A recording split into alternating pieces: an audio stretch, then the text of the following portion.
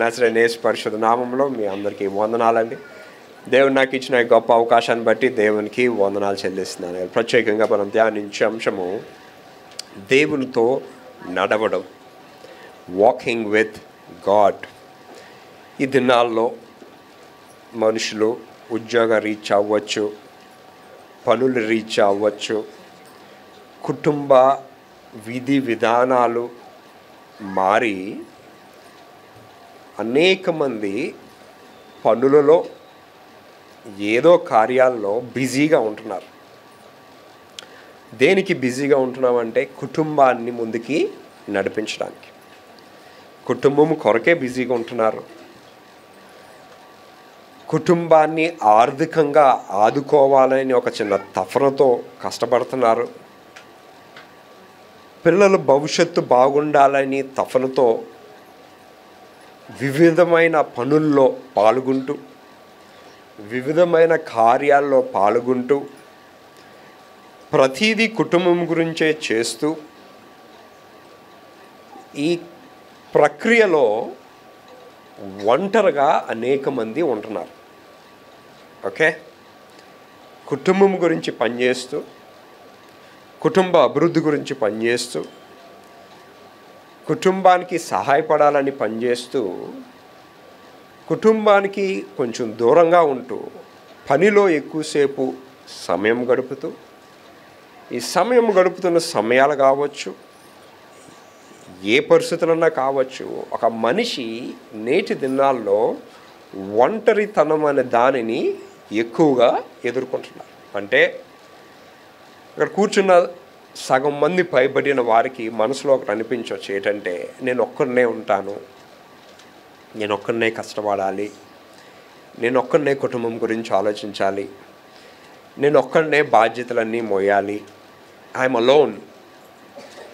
నేను ఒక్కరినే అని తలంపు కలగగానే ఏమవుతుందంటేనండి, వ్యక్తి మానసిక ఒత్తిడిలోనికి వెళ్ళే అవకాశాలు చాలా ఎక్కువగా ఉంటాయి. ఎందుకు? నాకెవరూ లేరు, నాకు తోడెవరూ లేరు, నన్ను అర్థం చేసుకునేవారు లేరు, నా మాటను అర్థం చేసుకునేవారు లేరు, నేను ఇతరుల గురించి, నా కుటుంబం గురించి, నా కుటుంబ క్షేమం గురించి నేనే ఆలోచిస్తున్నాను తప్ప నా గురించి ఆలోచించేవాడని వాడెవడు లేరు. అండ్ వాస్తవానికి కాస్తో కోస్తా దట్ ఈస్ రైట్. ఎందుకు అంటే మీ పనులు, మీ పరిస్థితులు మిమ్మల్ని ఆ ఒంటరితనంలోనికి పట్టుకెళ్తున్నాయి. సో అనేక మందితో మాట్లాడుతున్నప్పుడు దే విల్ సే, నేను ఒక్కరినేనండి, నాతో ఎవరు లేరండి, నా ప్రయాణం నేను ఒక్కరినే కొనసాగాలండి, నాతో ఎవరు లేరండి. భార్య ఉంటారు, పిల్లలు ఉంటారు, భర్త ఉంటారు, కుటుంబ వ్యవస్థ అంతా ఉంటుంది, కానీ but they are still alone. అలాంటి వారికి నేను చెప్పేది ఏంటంటే, learn to walk with God. దేవునితో నడవడం అన్నది ఆ తరబీదుని మనం నేర్చుకున్నట్టయితే మీరు ఎన్నడూ నేను ఒంటరి వాడిని అని మీకు ఆ తలంపు కూడా మీకు కలగదు. పిల్లలు పుట్టినప్పుడు వాళ్ళకి ఏం చెయ్యాలో, ఎక్కడికి వెళ్ళాలో దే డోంట్ నో ఎనీథింగ్. కేవలము తల్లి మీద ఆధారపడి ఉంటారు 100% ఎక్కడికన్నా వెళ్ళాలి అంటే ఆ తల్లో తండ్రో ఆ చేపట్టుకొని వెళ్ళిపోతారు. భోజనం పెట్టాలి, దే విల్ టేక్ కేర్. ఏ పనన్నా చేయాలి, తల్లిదండ్రులు అలాగా ఆదుకుంటారు పిల్లల్ని. అండ్ దే ఆర్ దేర్, వాళ్ళ వెనకాతలే ఉంటారు. వాళ్ళకి ఏ బట్ట వేయాలో కూడా తెలియనప్పుడు వాళ్ళకి ఏది వేస్తే బాగుంటుందని కూడా వాళ్ళు డిసైడ్ చేస్తారు. That is how a father and a mother will take care. ఒక తల్లి, ఒక తండ్రి కుమారుడు పట్ల లేదా కుమార్తె పట్ల అటువంటి జాగ్రత్త కలిగి ఉంటారు. మీరు తెలుసుకోవాల్సింది ఏంటంటే, మన పరలోకమందున్న తండ్రి మీ పట్ల అంతకన్నా ఎక్కువగా తలంపులు కలిగి, ఆలోచనలు కలిగి, మీ గురించి ఆలోచించే ఒక వ్యక్తి ఎల్లా వేళలా ఉన్నాడని సంగతి మీరు ముందుగా తెలుసుకోవాలి. సో ద ఫస్ట్ థింగ్, నేను దేవునితో నడాలి అంటే దేవుడు నాతో ఉన్నాడు అని భావన మీకుండాలి. మీకు ఆ భావన ఉండాలంటే 3 ప్రథమ పనులు ప్రక్రియ తూచా తప్పకుండా చేయాలి. ఒకటి ప్రార్థన, వ్యక్తిగత ప్రార్థన. గత వారంలో నేను వాక్యంలో చెప్తూ నేను అన్నాను, మీ ప్రార్థన అయిపోయిన తర్వాత ఒక 5-10 నిమిషాలు దేవుని స్వరము వినడానికి కేటాయించండి. మరి ఎంతమంది అది చేస్తున్నారో చేయటం లేదో నాకు తెలియదు, కానీ అది కానీ మీరు చేసినట్లయితే, ఆ తరబీదులోకి కానీ మీరు వెళ్ళినట్లయితే మీరు దేవునితో మాట్లాడడం, ఆ తర్వాత 5-10 నిమిషాలు ఖాళీ సమయం మీరు కేటాయించినప్పుడు దేవుడు మీతో మాట్లాడే పరిస్థితి ఏర్పడుతుంది. దేవుడు మీతో మాట్లాడుతుంది మీ అనుదిన జీవితంలో కానీ మీరు అది చూడకపోతే ఇట్ మీన్స్ దేవుడు మీతో మాట్లాడటం లేదు, అది ఓన్లీ మీ తలంపులు. సో మీలో ఉన్న ఆత్మని పరీక్షించుకుంటూ ఆ స్వరాన్ని ఏదైతే మీరు వింటున్నారో అది మీ అనుదిన జీవితంలో లైక్ ఒక కళ వచ్చిందా, ఒక దర్శనం వచ్చిందా, లేదా వాక్యం ద్వారా దేవుడు మీతో మాట్లాడాడా, లేదా మోకాల్లో ఉన్నప్పుడు ఆ నిశ్శబ్ద సమయంలో when God spoken to you, దేవుడు మీతో మాట్లాడుతున్నప్పుడు అది క్రియ రూపాన మీరు చూడాలి. సో ఆ స్థితికి మీరు వెళ్తున్నప్పుడు ఏమవుతుందంటే యూ హ్యావ్ అ క్లోజ్, ఒక సమీపమైన సంబంధము దేవునితో ఉంటారు. బైబిల్లో అనేకమైన గొప్పవారు ఉన్నారండి, అలాగా అనేకమైన వారు ఉన్నారు హూ వాక్డ్ విత్ గాడ్. దేవునితో అలా నడిచిన వారు, దేవునితో నడిచిన వారికి ఒక ప్రత్యేకమైన దీవెన కూడా ఉంది. అదేటో ఇవాళ మనము ధ్యానిస్తాం. ఆదికాండము 5వ అధ్యాయము 22 నుంచి 24 వచనాలు. ఆదికాండం 5వ అధ్యాయం 22 నుంచి 24 వచనాలు. హానోకు మెతూషెలను కనిన తరువాత 300 ఏండ్లు దేవునితో నడుచుచు కుమారులను కుమార్తెలను కనెను. 300 సంవత్సరాలు నడుస్తూ ఆ తర్వాత కుమారుల్ని కుమార్తెల్ని కనెను. తర్వాత హానోకు దినములన్నీ 365 ఏండ్లు. హానోకు దేవునితో నడిచిన తర్వాత, చాలా జాగ్రత్తగా గమనించండి, ఇక్కడ రాయబడిన మాట ఏంటంటేనండి, దిస్ స్పెషల్ మ్యాన్ దేవునితో నడిచారు. దేవునితో నడవడం అంటే దేవుడు ఎటువంటి పరిస్థితుల్లో కూడా తప్పుడు మార్గాల్లో కానీ, తప్పుడు విధి విధానాల్లో కానీ, తప్పుడు కార్యాల్లో కానీ ఆయన పాల్గొనే పరిస్థితే లేదు. ఆయన పాల్గొలేనప్పుడు ఆటోమేటిక్గా ఆయనతో నడిచేవారు కూడా పాల్గొరు. ఇప్పుడు మా తండ్రి గారి పేరు రెవరెండ్ డాక్టర్ విక్టర్ ప్రభాకర్ గారు. అవునన్నా కాదన్నా నాకు కొన్ని అలవాట్లు ఆయన నుంచి నాకు వస్తాయి. ఎందుకు వస్తాయి అంటే ఆయన కుటుంబాన్ని లేదా సంఘాన్ని ఒక విధి విధానంలో నడిపించుకుంటూ వస్తారు.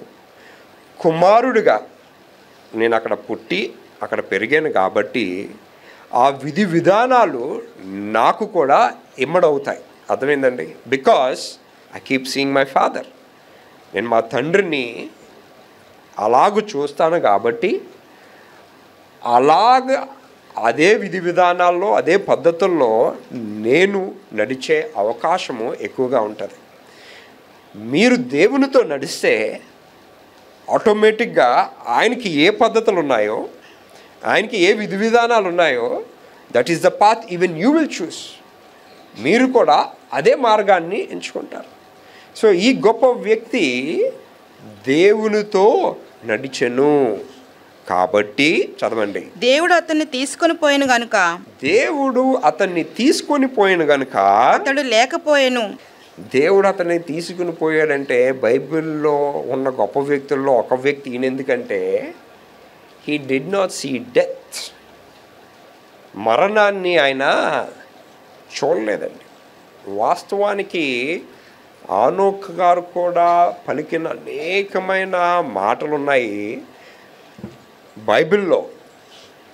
ఆదికాండ ఆ దినాల్లోనే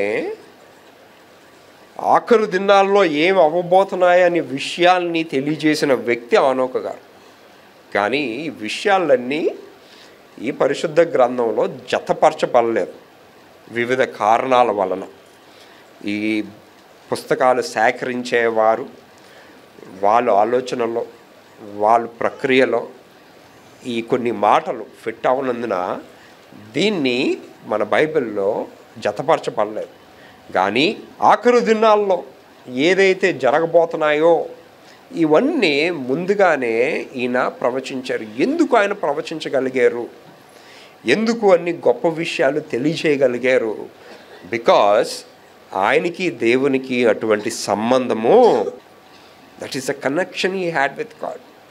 మీకు దేవునికి ఒక గొప్ప సంబంధం ఉన్నప్పుడు అండి, ప్రథమంగా మీరు ఆత్మీయంగా చాలా బలపడతారు. You will have a lot of problems. సమస్యలు అనేవి అనేకమైన ఉంటాయండి. ఇక్కడ కూర్చున్న వాళ్ళకి ఒక్కరికి సమస్య లేకపోవడం అనేది ఉండదు. ఏదో ఒకటి ఉంటుంది, ఏదో ఒకటి వస్తూనే ఉంటుంది. ఎన్ని వచ్చినా మీకు ఒక ధైర్యం ఉంటుంది, ఇది ఒక పెద్ద సమస్య కాదు. మీరు ఎలా తరబీదైపోతారంటే ఒకానొక టైం వచ్చేసరికి you don't see a problem like a problem. ఒక సమస్యని సమస్యగా కూడా చూడడం మానేస్తారు. ఎందుకంటే దీనికన్నా పెద్దవి ఎదుర్కొన్నాను, ఇదో పెద్ద సమస్య నాకు కాదు. ఎందుకు? నా దేవుడు నాతో ఉన్నాడు. అది ఏ పరిస్థితిలోనన్నా, ఏ విషయంలోనన్నా. సో ప్రార్థన ఒకటి. రెండు, ఆయన మాటలు వినాలంటే ఈ పరిశుద్ధ గ్రంథాన్ని తూచా తప్పకుండా మీరు చదవాలి. You have to do it. చదవడం రాదండి, నో ప్రాబ్లం. యూట్యూబ్ ఆన్ చేయండి, ఆదికాండము అని కొట్టండి, ఆదికాండం అంతా చదువుకుంటూ వెళ్ళిపోతారు. తెలుగులో కూడా ఆదికాండం అవన్నీ ఎన్ని పుస్తకాలు ఉన్నాయో అన్ని పుస్తకాలు. మనకి ఫోన్లో మాట్లాడడానికి టైం ఉంటుంది, సీరియల్ చూడడానికి టైం ఉంటుంది, డోక్రాకి వెళ్ళడానికి టైం ఉంటుంది, అన్నిటికీ టైం ఉంటుంది. వాక్యము యూట్యూబ్లో వినడానికి మనకి టైము ఉండదు, ఆర్ చదవడానికి మనకి టైము ఉండదు. చదవలేనండి. Next thing what you have to do, ప్రతి ఆదివారం గుడికి రావాలి, శుక్రవారం గుడికి రావాలి, మొదటి సోమవారం గుడికి రావాలి, ప్రత్యేకమైన ప్రార్థనలకి గుడికి రావాలి. ఎందుకు రావాలి? అక్కడ మీరు ఈ వాక్యాన్ని వింటారు కాబట్టి. ప్రార్థన అనేది మీ పరిస్థితులని దేవునికి చెప్పుకోవడం, ఆ తర్వాత ఆయన నుంచి వినడం. బైబిల్ అన్నది విధి విధానాల్ని మనకి తెలియచేస్తుంది. How will you know what is right? ఏది రైటు ఏది రాంగు అనేది మీకు ఎలా తెలుస్తుంది? బైబిల్ తెలిస్తే తెలుస్తుంది. If you don't open the Bible మీకు ఆ విషయాలే తెలియదు. ఇప్పుడు 10 ఆజ్ఞలు ఉన్నాయండి. నాకు ఎప్పుడు అనిపిస్తుందండి, ఈ 10 ఆజ్ఞలు దేవుడు ఎంత గొప్ప ఆలోచన లేదా ఎంత గొప్ప మర్మంతో ఆయన 10 ఆజ్ఞల్ని తయారు చేశాడండి. ఎందుకంటే ఆది కాండంలో ఆ దినాల్లో ఉన్న పరిస్థితులు వేరు, న్యాయాధిపతులకు వచ్చేసరికి పరిస్థితులు వేరు, ప్రవక్తలకు వచ్చేసరికి పరిస్థితులు వేరు, రాజులకు వచ్చేసరికి పరిస్థితి వేరు, ఈ హై టెక్నాలజీ టైంలో పరిస్థితులు వేరు. కానీ ఎప్పుడు 10 ఆజ్ఞలు చదివినా ప్రతి టైంకి అది అవసరమైన విషయాల్ని అందులో దేవుడు జతపరిచాడండి. వాట్ అ గ్రేట్ కమిట్మెంట్ అది. అంటే ఎంత సంకల్పముతో ఆయన ఆ మాటల్ని రాశారు. ఇవాళ ఎంతమందికి కూర్చున్న వాళ్ళకి 10 ఆజ్ఞలు తెలుసు? ఇలా లేపి మిమ్మల్ని 10 ఆజ్ఞలు ఏంటి అని చెప్పమంటే చెప్పగలరా? సగం మంది చెప్పలేం. చాలాసార్లు చెప్పాను నేను, if you get a poster, ఇంట్లో ఆ 10 ఆజ్ఞలు అనేవి తగిలించండి. అది కానీ మన ఆలోచనలో ఉంటేనండి, మనిషి విధి విధానాలు పునాది బహుబలముగా ఉంటుంది. Everything is very clearly mention over there.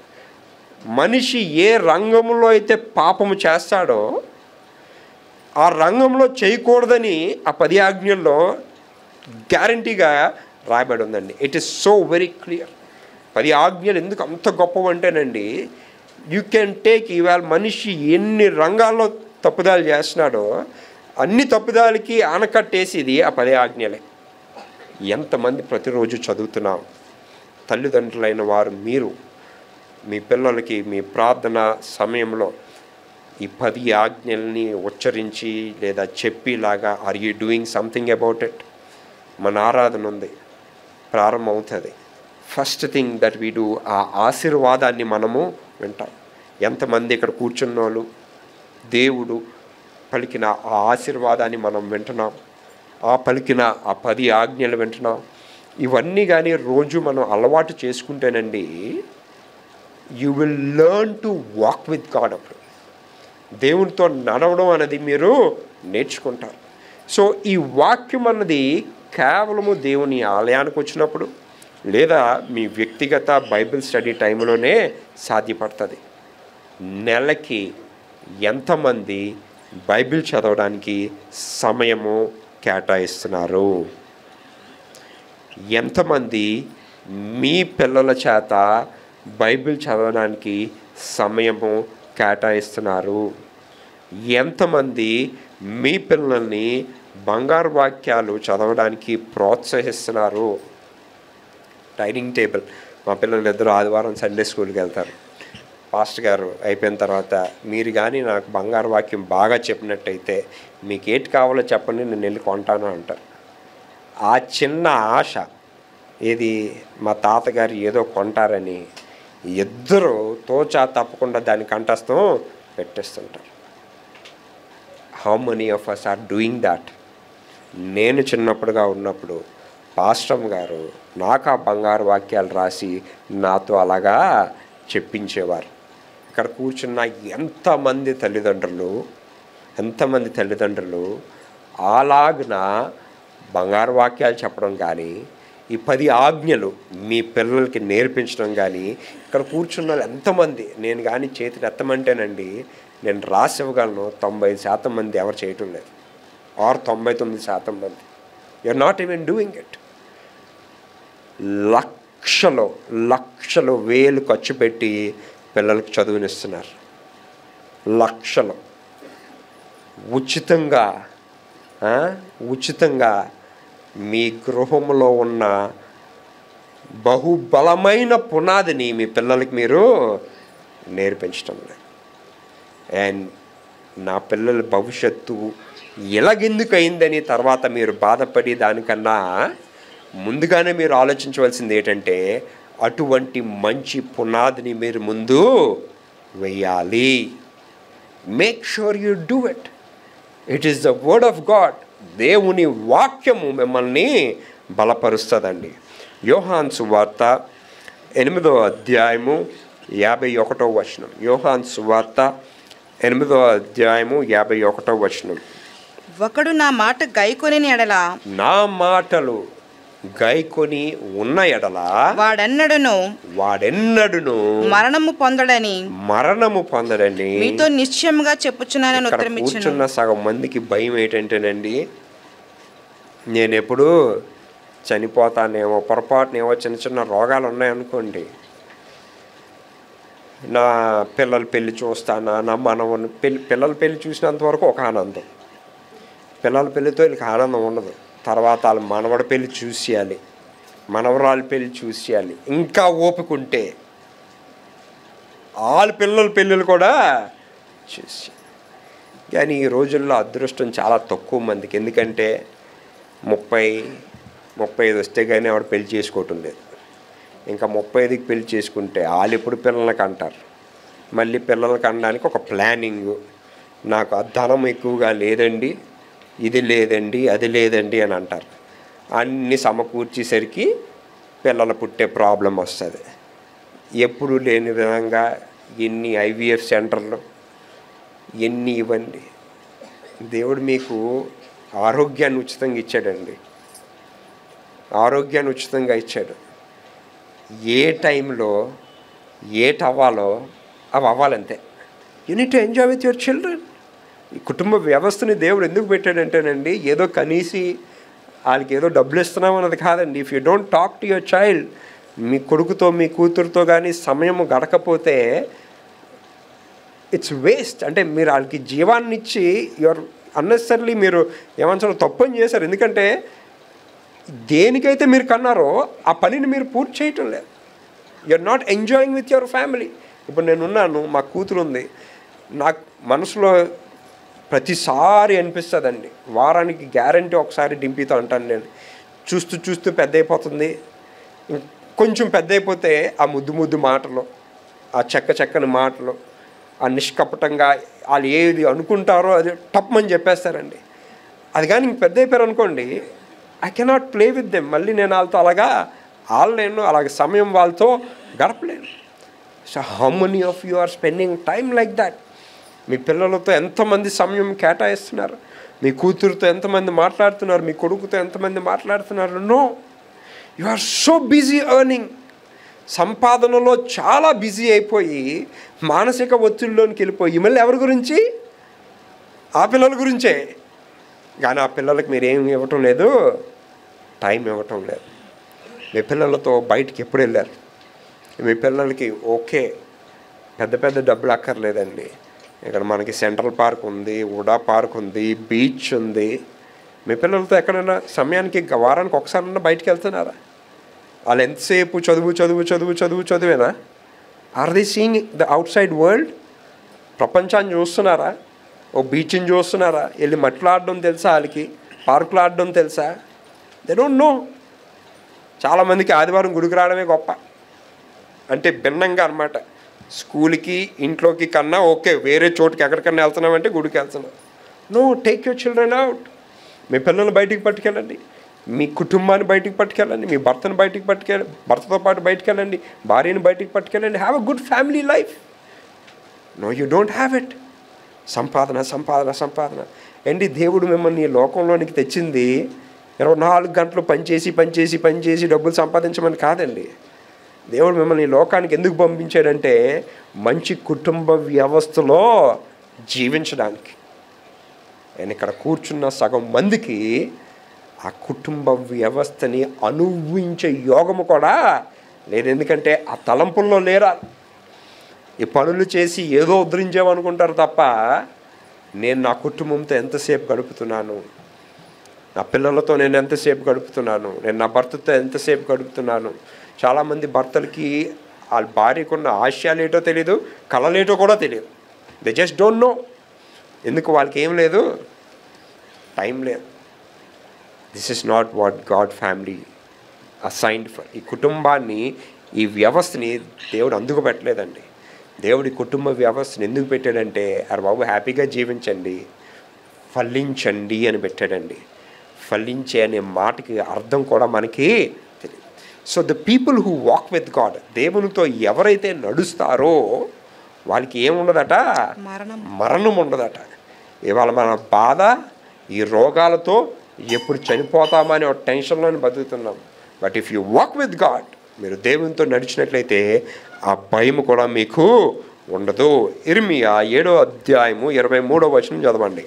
ఏదనగా నా మాటలు మీరు అంగీకరించిన ఎడల, నా మాటలు మీరు విని అంగీకరించిన ఎడల నేను మీకు దేవుణ్ణి యందును, మీరు నాకు జనులై యందురు. నేను మీకు దేవుణ్ణి ఉంటాను, మీరు నా జనులై ఉంటారు. చాలా జాగ్రత్తగా గమనించండి. When God is your authority, దేవుడు మీతో ఉన్నాడు అని ధైర్యం మీకు ఉంటేనండి, ప్రథమంగా ఏ విషయంలో మీకు భయం అనేది ఉండదు. You have no fear. ఇవాళ మనకి భయం అనేకమైన రంగాల్లో, ఉద్యోగంలో భయము, వ్యాపారంలో భయము, పనుల్లో భయము, పని వస్తుందా రాదా అని భయము, మళ్ళీ నాకు మంచి ఉద్యోగం వస్తుందా రాదా అనేది భయము. దేర్ ఆర్ సో మెనీ ఏమంటారు అనేకమైన ఫియర్స్తో మీరు బతుకుతున్నారండి. అంటే అనేకమైన విషయాలు, అంటే భయముతో అవుతుందా అవదా, జరుగుతుందా అవదా, ఆ పని అవుతుందా పని అవదా. You are living with a fear. నా దేవుడు నాతో ఉంటే నాకు ఏ విషయంలో భయము? భయపడుకుడి, నేను నీకు. And God is with us. నా దేవుడు నాతో ఉన్నాడండి, నాకు భయం ఏంటి? గాఢాంధకారపు లోయల్లో నేను సంచరించినను నాకు ఏ అపాయము? There is nothing to fear. మీరు ఎందుకు ఈ మానసిక ఒత్తిడిలో ఉంటున్నారంటే, ఈ భయము మిమ్మల్ని అవుతాదా అవదా, గట్టెక్కుతానా గట్టెక్కనా, పొందుకుంటానా బొందుకోనా, నా పిల్లల భవిష్యత్తు బాగుంటుందా బాగోదా, నాకు ఈ సమస్య నుంచి పరిష్కారం జరుగుతుందా జరగదా?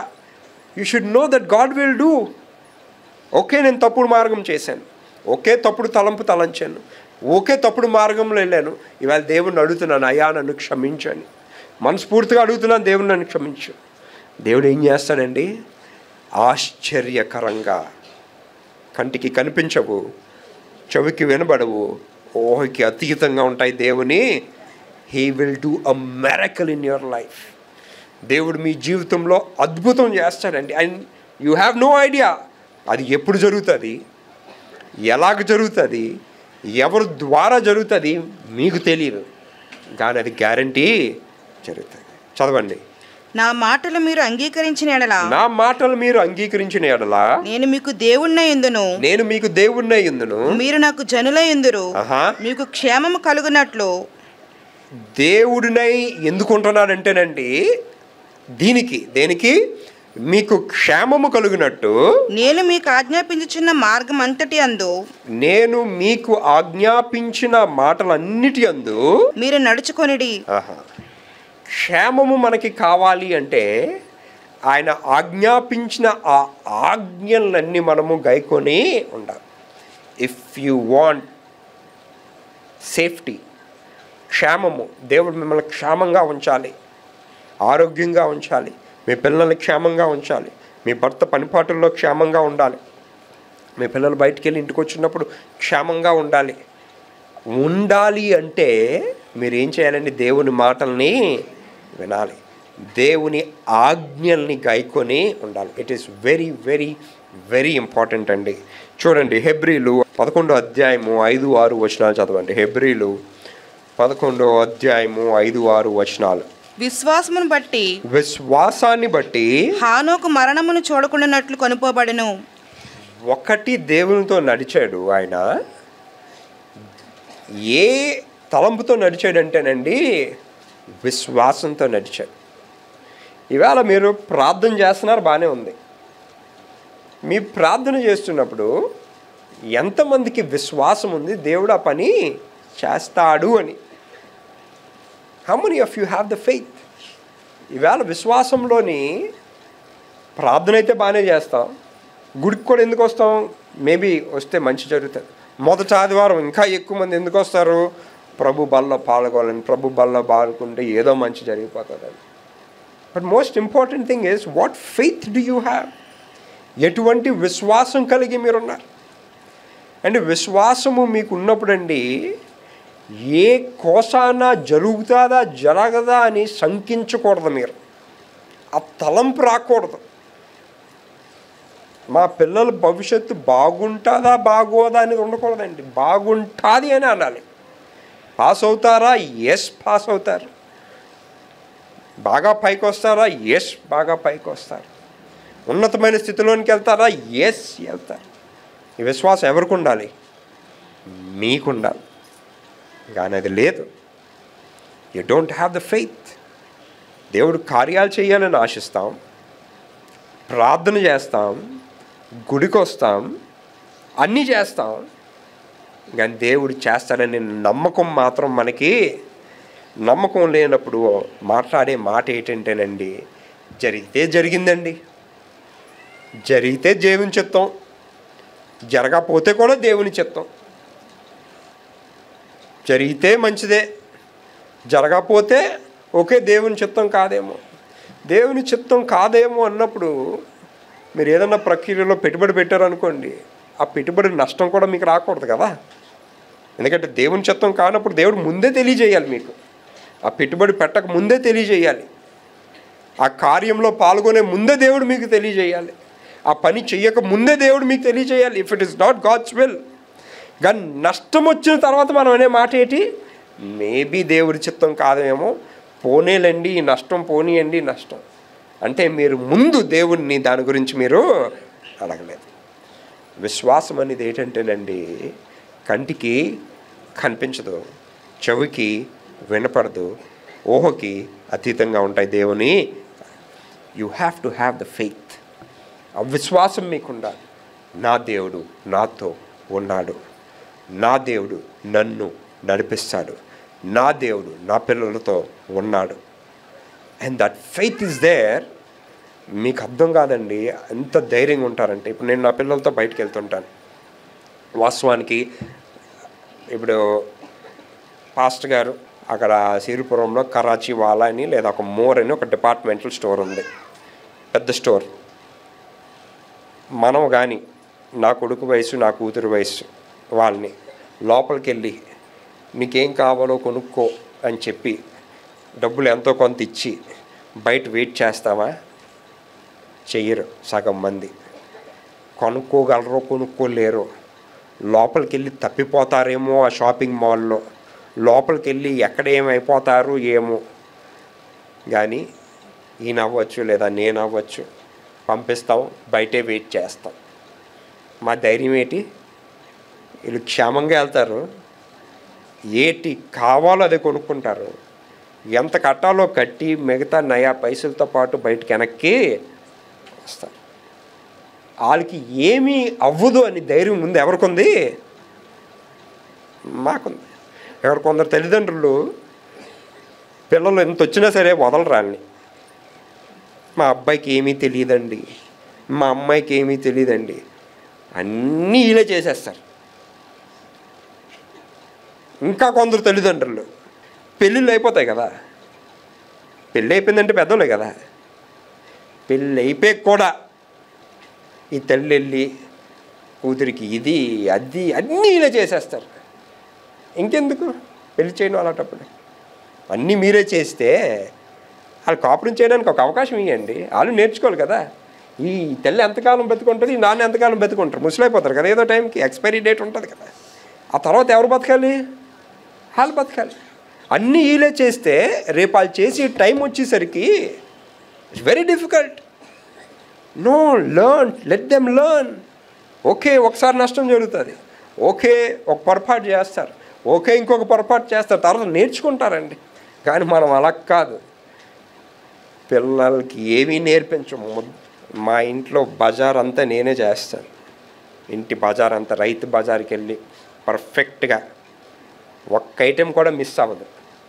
వారానికి సరిపడే ఐటమ్స్ నేనే తెస్తాను. మా ఇంటి పనులన్నీ కారు కడగడాలు అవనియండి, బజార్ అవనియండి, పిల్లల్ని తయారు చేసి స్కూల్కి పంపించడం అవనియండి. ఒకటి కాదు, నాకు ఒక్కొక్కసారి తెల్లారితే my duty runs like this. ఒకటి కాదు, ఇన్ని చేసి మళ్ళీ చేసేస్తాను నేను చెప్పుకోను కూడా ఎప్పుడు. మీరు చేస్తే మీరు ఆరోగ్యంగా ఉంటారు. వీళ్ళు చేసే 2 పనులకి అలసిపోతారు. నేను ఇది చేసేస్తున్నాను అది చేసేస్తున్నానని. మై మార్నింగ్ 5:30 నుంచి నా డే స్టార్ట్ అవుతుంది. And it keeps running running running. ఒకటి కాదు, వివిధమైన పనుల్లో ఉంటాను నేను. అన్నీ చేస్తాను, మళ్ళీ ఒక్కటి కూడా ఎక్కడ మిస్ అవ్వను. Everything I do. మా ఇంటి వాళ్ళకి కరెంట్ బిల్ ఎప్పుడు అవుతుందో తెలియదు, చర్చి రెంట్ ఎప్పుడు కట్టాలో తెలియదు, రైతు బజారు, నథింగ్ బట్ హౌస్ రన్స్ యాక్యురేట్గా నడుస్తుంది హౌస్ అంతా. హౌ? ఆ చురుకుతనం ఉండాలి మనకి. పిల్లలకు కూడా మీరు ఏం నేర్పించాలి? ఆ చురుకుతనాన్ని మీరు. అండ్ యూ డోంట్ టీచ్, ఎందుకంటే భయం. విశ్వాసం ఉండాలి మీకు. దేవుడు కార్యాలు చేస్తాడు. నా కొడుకుకి ఏమీ అవ్వదు, నా కూతురికి ఏమీ అవ్వదు, నా కుటుంబానికి ఏమీ అవ్వదు, నా కుటుంబస్తులకి ఏమీ అవ్వదు, ఏ అపాయము నా గుడారాన్ని సమీపించదు. ఎందుకు? ఎవరున్నారు?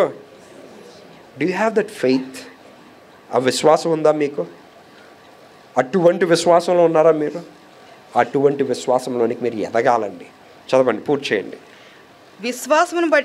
విశ్వాసాన్ని బట్టి హానోకు మరణము చూడకుండానట్లు కొనుపోబడెను. అతడు కొనుపోబడక మునుపు దేవునికి ఇష్టడని సాక్ష్యం పొందెను. చదవండి మళ్ళీ అది. హానోకు గారు అతడు కొనుపోబడక మునుపు దేవునికి ఇష్టడై ఉండెనని. ఎవరికి ఇష్టడుగా ఉన్నాడండి? ఇవాళ మీరు ఎవరికి ఇష్టలుగా ఉన్నారు? If you are walking with God, దేవునితో నడిస్తే ఎవరికి ఇష్టలుగా నడాలి మీరు? ఆయన మార్గాల్లో మీరు నడాలి. ఆయన ఎలా చేపట్టుకొని నడిపిస్తే మీరు అలా నడాలి. మీరు దేవునికి ఇష్టడుగా లేరండి. దేవుడికి ఇష్టడుగా లేరు కాబట్టే సమస్య వచ్చింది మీకు. దేవుడికి ఇష్టడుగా లేరు కాబట్టే మీ కుటుంబంలో ఇబ్బంది వచ్చింది. చాలా జాగ్రత్తగా గమనించండి. మీరు అవునన్నా కాదన్నా మీ కుటుంబములో జరుగుతున్న పరిస్థితులు ఒక సాక్ష్యాన్ని చెప్తాయి. మీ కుటుంబంలో గొప్ప సాక్ష్యాలు లేవనుకోండి, ఉదాహరణకి మీ కొడుకు జీవితంలో ఏదో సంఘటన జరిగింది, అది దేవునికి వ్యతిరేకమైనవి, వాక్య విధి విధానాలకి వ్యతిరేకమైనవి, సాక్ష్యం కోల్పోయిన విధంగా జరిగిపోయిన పరిస్థితులు మీ కుటుంబంలో జరిగాయి. ఈ జరిగిందన్న సంగతి సమాజం అందరికీ తెలుసు. కానీ మీరు వచ్చి ఇక్కడ దేవుడు నాతో ఉన్నాడు, దేవుడు గొప్ప కార్యాలు చేసాడు అంటే అక్కడ కూర్చున్న వాళ్ళు ఏమంటారండి? అయ్యా, నీ కొడుకు ఏ పరిస్థితిలో ఉన్నాడో నీకు తెలీదా? అయ్యా, నీ కూతురు ఏ పరిస్థితిలో ఉన్నాడో నీకు తెలీదా? నువ్వు పలికే సాక్ష్యానికి మీ కుటుంబంలో జరుగుతున్న పరిస్థితులకి సంబంధము లేదు. కానీ మీరు ఏ మాటలు పలకకుండా మీ కుటుంబం కానీ ఒక బంగారు కుటుంబంగా ఉంటే చూసిన వారికి ముచ్చటగా ఉంటుందండి. అంటారు, నాకు ఇలాంటి కుటుంబం ఉంటే చాలా బాగుండేది, నా కుటుంబము కూడా ఇలాగ నడిచుంటే బాగుండేది, నా కుటుంబం కూడా ఈ దీవెన మార్గంలో ఉండుంటే చాలా బాగుండేది. మీరు మాట్లాడకుండా, మీరు ఏమీ చేయకుండా మీ కుటుంబంలో జరుగుతున్న పరిస్థితులు సాక్ష్యముగా సమాజంలో మాట్లాడాలండి. You need not talk about it. కానీ దేవుడు అటువంటి కార్యాలు చేయాలండి, అటువంటి సాక్ష్యం వెళ్ళాలి. అప్పుడు ఎవరికి ఘనత? దేవుని నామానికి ఘనత. వీళ్ళకి దేవుడికి ఇష్టలుగా నడిచారండి కాబట్టి ఈ దీవెనలు పొందుకుంటున్నారు. చదవండి అది. అతడు కొనుక్కోబడక మునుపు దేవునికి ఇష్టడునని, దేవునికి ఇష్టడుగా ఉన్నాడు కాబట్టి సాక్ష్యము పొందెను. అటువంటి సాక్ష్యం పొందెను. కాగా దేవుడు అతన్ని కొనుక్కోయిన గనుక అతడు కనబడలేదు. సో ఆ సాక్ష్యము చాలా ఇంపార్టెంట్. ఆదికాండము 6వ అధ్యాయము 9వ వచనం. నోవహు నీతిపరుడును, నోవా గారు నీతిపరుడును, తన తరములో నిందారహితుడై ఉండెను. తన తరములో నిందారహితుడుగా ఉండెను. అండి, సమాజంలో మీరు దేవునితో నడిచినట్టయితే నిందారహితుడుగా మీరు ఉండాలి. మీ మీద ఎటువంటి వారు ఎటువంటి నిందలు వేయకూడదు. చాలా జాగ్రత్తగా గమనించండి. యేసు ప్రభు వారు 3.5 సంవత్సరాలు పరిచర్య చేశారండి ఇక్కడ. And he walked. ప్రతి మార్గంలో నడిచాడు, ప్రతి గ్రామంకి వెళ్ళి నడిచాడు. ఆయన జీవితం అంతటిలో ఒక్క నింద కూడా ఆయన మీద, ఒక్క నింద లేదండి ఆయన మీద. What a great God! మానవుడిగా నిందారహితుడిగా ఉన్న ఏకైక వ్యక్తి ఆయనండి. ఇవాళ అవునన్నా కాదన్నా మీరు ఎలాగ నడుస్తున్నారు, మీరు ఏం చేస్తున్నారు, మీరు ఏం మాటలు పలుకుతున్నారు అది ఎవరికి తెలుసు? మీకు తెలుసు. నిందారహితుడిగా ఎంతమంది జీవిస్తున్నారు? ఎటువంటి పాపము చేయకుండా, క్రియ రూపంలో, మాట రూపంలో, చూపు రూపంలో, తలంపు రూపంలో ఎటువంటి పాపము చేయకుండా ఇక్కడ కూర్చున్న వారు ఎంతమంది నిందారహితులుగా ఉంటున్నారు? ఇట్ ఈస్ వెరీ డిఫికల్ట్ అండి. చాలా చాలా కష్టం అది. కానీ దేవునితో నడిచేవారు ఎలా ఉంటారండి? నిందారహితుడుగా ఉంటారండి. చదవండి. నోవహు దేవునితో కూడా నడిచినవాడు. నోవా గారు దేవునితో కూడా, ఆనోక గారు ప్లస్ నోవా గారు. చూడండి, జూడ్ 14-16 వచనాలు.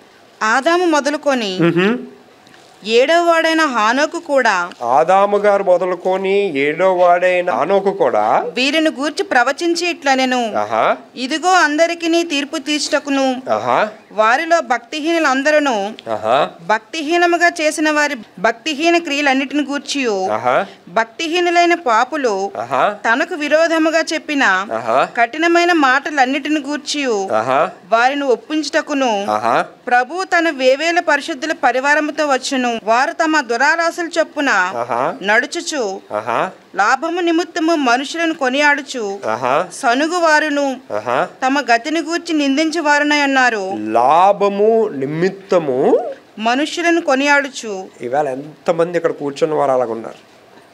మీరు దేవునితో నడవపోవడానికి కారణం ఎందుకు తెలుసండి? మీకేదో లాభం వస్తుందని దేవునికి స్థానం ఇవ్వకుండా మనుషుల వైపు చూచుచు లాభము వస్తాదని, చదవండి అన్నమాట, లాభము నిమిత్తము లాభము వస్తాదని నిమిత్తము మనుషులను కొనియాడుచు. మనుషులను కొనియాడుచు. ఇక్కడ కూర్చున్న వారు ఎంతమంది అలాగున్నారు? దేవునితో నడవకుండా నేను ఆ వ్యక్తిని పొగిడితే, ఆ అయ్యగారిని పొగిడితే, ఆ అమ్మగారిని పొగిడితే నా పని అయిపోతుంది. You don't need God. కొందరికి దేవుడు అక్కర్లేదండి. ఆ కార్పొరేటర్ని నేను నమ్ముకుంటే, ఆ ఎమ్మెల్యేని నమ్ముకుంటే, ఆ గృహ పెద్దని నమ్ముకుంటే, ఆ వీధి పెద్దని నమ్ముకుంటే చాలు. నాకు కష్టం వస్తే నేను ఆయనకి ఫోన్ కొడతాను, ఆ కార్పొరేటర్ ఫోన్ కొడతాను, లేదా పలానా వ్యక్తికి ఫోన్ కొడతాను. You're trusting on people. No. ఎవరిని నమ్మాలండి? దేవుణ్ణి నమ్మాలి. చదవండి. లాభము నిమిత్తము మనుష్యులను కొనియాడుచు ఆహా సనుగువారును తమ గతిని గూర్చి నిందించు వారునై ఉన్నారు. ఆహా వారి నోరు డంబమైన మాటలు పలుకును. డంబమైన ఇలాంటి ఉన్న వాళ్ళందరూ ఏం చేస్తారంటే డంబముగా మాట్లాడతారు. ఇది ఆఫ్టర్ ఆల్, అది ఆఫ్టర్ ఆల్. నేను కానీ ఇలాగ వేలు తిప్పితే ఏమవదు, వేలు వంగుతుంది అంతే, నథింగ్. కొందరు ఉంటారు పగటకాలంలో. కొందరు చూడండి, పని చేయని వాళ్ళు, సోమరోళ్ళు ఇంట్లో కొందరు ఉంటారండి, ఏం పని చేయరండి. వాళ్ళకి అన్నీ సమకూడుతాయండి. సమకూర్చిలా చేస్తారు అత్తగారులు, మామగారులు లేదా తల్లిదండ్రులు. ఆడు ఏం మాట్లాడతాడంటే, నా టైం బ్యాడు, నా టైం కానీ మారితే నాకు మంచి మంచి ఐడియాలు ఉన్నాయి, నేను ఇది ఉద్ధరిస్తాను, అది ఉద్ధరిస్తాను. ఏం ఉద్ధరిస్తావు తర్వాత సంగతి. ముందు ఇంట్లో రేషన్ వేయు, ముందు కాయగూరలు కొనడానికి డబ్బులు ఉన్నాయా, ఇంటి అద్దె కట్టడానికి రెంట్ ఉందా, పిల్లల ఫీజు కట్టడానికి డబ్బులు ఉన్నాయా? You don't have anything. Okay, ఈ పగట కళలు కని వారికి 1 సంవత్సరం ఇవ్వచ్చు టైం, 2 సంవత్సరాలు ఇవ్వచ్చు టైం, 3 సంవత్సరాలు ఇవ్వచ్చు టైము. 3 కన్నా ఎక్కువ సంవత్సరాలు అయ్యేంటి గ్యారంటీగా తప్పు ఎవరిలో ఉందండి? ఈ పగట కళలు కనే వారిలో ఉంది. బైబిల్ ఏం చెప్తుంది? పని చేయని వాడికి ఏమి ఇవ్వకూడదట? భోజనం పెట్టకూడదట. చచ్చ, మీరైతే బిర్యానీ పెడతారు. బిర్యానీయే, ఆడికే బిర్యానీ పెడతారు, ఆడికే పోషిస్తారు, ఆడికే అన్నీ ఇస్తారండి. పనిచేసిన వాడికి ఏముండవు. కుటుంబాల్లో కూడా, కుటుంబ వ్యవస్థలో కూడా నేను సమాజంలో చూస్తాను కదండి, ఎవరైతే పనిచేయరో, ఎవరైతే సోమరుగా ఉంటారో, అది కొడుకన్నా కావచ్చు, అల్లుడన్నా కావచ్చు, ఎవడన్నా కావచ్చు, ఆడికి అన్నీ వస్తాయండి. కష్టపడినోడికి ఎప్పుడు పని తప్ప ఏముండదు ఆడికి. ఈ ప్యాకేజ్ ఫ్రీ ఆఫర్లో ఉంటారు కదా, అన్నీ మళ్ళీ లెవెల్కి ఎక్కడ ఇన్షర్టు, టక్కు, మోటార్ సైకిల్, ఫోను. పనిచేసినోడు ఇంకా తక్కువ ఖరీదైన ఫోన్ వాడతాడు, పనిచేయనోడేమో ఖరీదైన ఫోన్ వాడతాడు, పనిచేసినోడేమో చిన్న వాహనం తొక్కుతాడు, పనిచేసినోడు పెద్ద వాహనం తొక్కుతాడు. Free, all free. ఎక్కడో ప్యాకేజ్ వస్తుంటుంది అన్నమాట. ఇలా సోమరోల్లాగా ఉండకూడదండి. మీ పిల్లలు కానీ అలాగ ఉన్నట్టయితే మీరు ఏం చేయాలి? సిగ్గు కలిగేలాగున, అరే నీకు సిగ్గు ఉందా, ఇంకా భోజనం చేస్తున్నావు నా ఇంట్లో, అలాగే అనండి. మొత్తానికి ఏదో ఒక రోజు ఆడికి ఏమొస్తుంది? సిగ్గొచ్చి వెళ్ళి ఏం చేస్తాడు? ఎంత సంపాదించామన్నది కాదండి, సంపాదిస్తున్నావా లేదా అన్నది ప్రాముఖ్యం. Let them earn. కష్టపడి సంపాదించి నీ కుటుంబాన్ని పోషించు. లేదా అంతకన్నా వరస్ట్ జీవితం ఇంకోటి ఉండదండి. ఎవరి మీద ఆధారపడి ప్రతిదానికి నాన్న 100 రూపాయలు ఇయ్యు, నాన్న 1000 రూపాయలు ఇయ్యు, అమ్మ 1000 రూపాయలు ఇయ్యు, అమ్మ 500 ఇయ్యు. What is it? ఇచ్చేవారిగా ఉండాలి కానీ అడుక్కున్నవారుగా మనం ఎప్పుడు. మీ పిల్లలు మాత్రం అలా తయారు చేయొద్దు. లెట్ యువర్ చిల్డ్రన్ ప్రయోజకులుగా ఉండాలి. 10 మందికి ఆదరణకర్తగా, 10 మందికి ఉపాధి కల్పించేవారుగా, 10 మందికి ఆశీర్వాదకరంగా మీ పిల్లల్ని నిలబెట్టండి. Your children should be special. మీ పిల్లలు ప్రత్యేకంగా ఉండాలి, ఎక్కడున్నా ప్రత్యేకంగా ఉండాలి. మేక్ షూర్ మన పిల్లలు అటువంటి విధి విధానాల్లో వెళ్లకుండా ఉన్నట్లుగా మనము చూడాలి. కీర్తనలు 16వ అధ్యాయము 11వ వచనం చదవండి. జీవ మార్గమును నీవు నాకు తెలియజేసేదవు. జీవ మార్గముని నువ్వు నాకు తెలియజేసేదవు. నీ సన్నిధిని సంపూర్ణ సంతోషము కలదు. సంపూర్ణ సంతోషము కలదు. నీ కుడి చేతిలో నిత్యము సుఖములు కలవు. నిత్యము సుఖములు కలవు. చాలా జాగ్రత్తగా గమనించండి. మనము ఏ దినమైతే దేవునితో నడవాలని నిర్ణయించుకుంటే ఆ దినము నుంచి ప్రార్థన బలముగా చేస్తాం, వాక్యంలో బలముగా ఉంటాం, సహవాసంలో బలముగా ఉంటాం, విశ్వాసంలో బలముగా ఉంటాం. ఈ అన్నిటిలో మనం బలంగా ఉన్నప్పుడండి దేవుడు ఎల్లవేళలా మనల్ని ఆదరిస్తూ, మానసికంగా మనల్ని బలపరుస్తూ, మనల్ని, మన కుటుంబాన్ని ఆయన చిత్తానుసారంగా నడిపిస్తూ జీవ మార్గంలో ఆయన మనల్ని నిలబెడతారండి. ప్రార్థన చేసుకుందాం. హల్దియా హల్దియా హల్దియా హల్దియా హల్దియా హల్దియా. దయగల తండ్రి, గొప్ప దేవా, వందనాలయ్యా. నాతో మాతో ఇంత వివరంగా స్పష్టంగా మాట్లాడినందుకు వందనాలు తండ్రి. మాతో నడిచే దేవా, మీతో నడిచే వివేకము, జ్ఞానము మాకు దయచేయండి తండ్రి. ప్రార్థన ద్వారా, వాక్యము ద్వారా, సహవాసము ద్వారా, విశ్వాసం ద్వారా మమ్మల్ని మేము బలపరుచుకుంటూ, మీ ఆజ్ఞల్ని మీ గైకొనుటూ, మీ చిత్తానుసారంగా నడిచే కృపా భాగ్యము మా అందరికీ దయచేయండి తండ్రి. తెలుసో తెలియక ఎటువంటి తప్పుదాలు చేస్తా మమ్మల్ని క్షమించి తుది శ్వాస వరకు తండ్రి మీ కొరకు ఒక శ్రేష్టమైన, ఉన్నతమైన, గొప్ప సాక్షిగా జీవించే కృపా భాగ్యము మా అందరికీ దయచేయమని యేసు నామములో అడుగుతున్నాం తండ్రి. ఆమేన్.